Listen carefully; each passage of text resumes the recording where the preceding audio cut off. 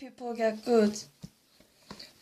People are buying many things, but the stores still have many more. The goods are not made at the stores, so how do they get there?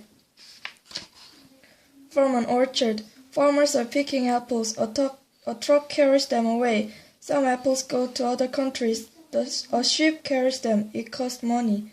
A ship carries a lot of fruit to other countries.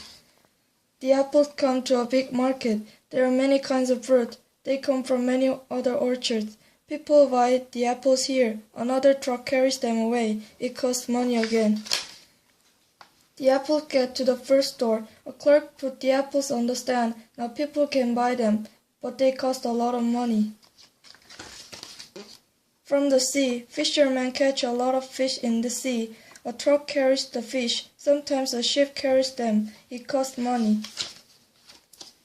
The fish come to a big market. There are many kinds of fish there.